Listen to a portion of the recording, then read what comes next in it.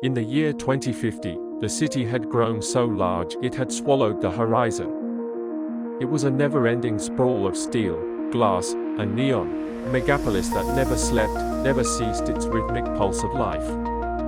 I was but a tiny cog in the great machine, a mere office drone in a cubicle farm, my eyes perpetually squinted against the blinding brightness of the artificial day that flooded our lives from the moment we woke until the moment we didn't. My name is Alex, and this is my story of survival and self-discovery. It began like any other day. I woke up to the alarm's relentless beat, showered in the lukewarm water recycled from the sky, and donned my crisp office attire. I stepped into the elevator, which descended into the bowels of the city, where the trains waited to ferry us to our designated hives of productivity. The sun had not yet crested the skyline, but the street lamps had already been replaced by the ever-present glow of LED screens and billboards that painted the world in a cacophony of colors.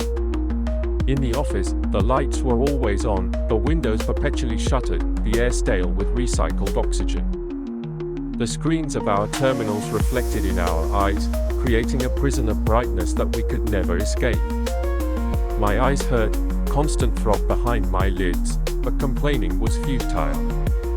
This was life in the megapolis. This was how we all lived, but when the lights dimmed for the evening, something strange began to happen. I felt alive.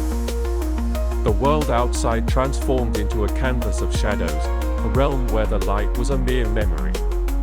I found myself drawn to the windows, peering out into the abyss that separated our artificial day from the true night that had been banished by progress. The first time it happened, I was struck by the sudden clarity of my vision. The darkness was not a void, but a world of shapes and whispers, a place where the light was the true enemy, an intruder in a realm of silent whispers and hidden truths. That night, I stepped out of the office, the cool air caressing my skin like a long-lost lover.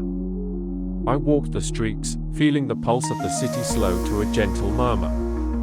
The neon lights painted everything in an otherworldly glow, revealing a beauty hidden from the blinking eyes of the day.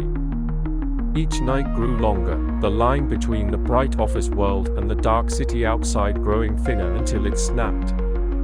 I found myself unable to return to the day, my eyes now averse to the harshness of the artificial sun. The night became my sanctuary, a place where I could be free from the tyranny of the light.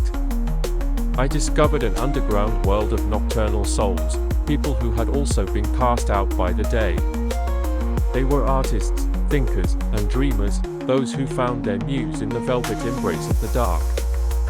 They taught me to see the light as a cage, prison for our true selves, and the night as the key to unlock our potential. Together, we roamed the streets, creating art that was invisible in the day, sharing thoughts that were too profound for the shallow conversations of the bright hours. We were the children of the night, the silent rebels in a world that had forgotten the beauty of darkness. As the days turned to weeks, and the weeks to months, my transformation was complete. I had become a creature of the shadows, my eyes now sensitive to the subtlest nuances of the dark. I felt more alive than I had ever felt in the fluorescent haze of my former existence, but with this new life came a heavy burden.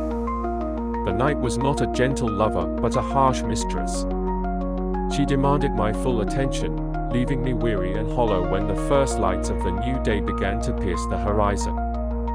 And so, I watched the sunrise from the rooftops, my eyes filled with tears as the world I knew grew faint and distant. The philosophers of the night spoke of the meaning of life, of how we are all just trying to find our place in the vastness of the universe. They spoke of the stars, which we never saw, and the moon, which was but a faded ghost in the sky, chased away by the gleaming towers of steel and glass. They spoke of a time when the night was not a mere shadow of the day, but a world unto itself, a place of dreams and wonder. But the night could not last forever, and as the years went by, the line between light and dark grew more distinct.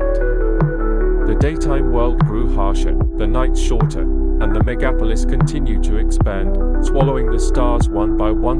One fateful evening, as I watched the last of the night fade into the encroaching day, I understood the sadness of our existence. We were all just trying to find meaning in a world that had none, a sun rose, and with it, the inevitable end of my nightly odyssey. My eyes, once so sharp in the dark, now burned with the truth of the day. The night had shown me who I truly was, but it had also revealed the futility of our struggle. We were all just fleeting moments in the endless dance of light and shadow, trying to find meaning in a world that had been forever changed. As the final vestige of darkness disappeared, I knew that the night would soon be lost to us all. But in the brief moments of twilight, when the light and dark kissed the sky, I felt a profound sense of peace. For in that fleeting embrace, I had found my true self, and the knowledge that the night had given me was a gift that no artificial sun could ever take away. The story of my survival in the megapolis is not one of triumph, but of acceptance. The darkness had become my home, my solace, and in the end, it had taught me the true meaning of existence, to live in the moment, to cherish the beauty in the shadows, and to understand that the most profound truths are often found in the quiet whispers of the night.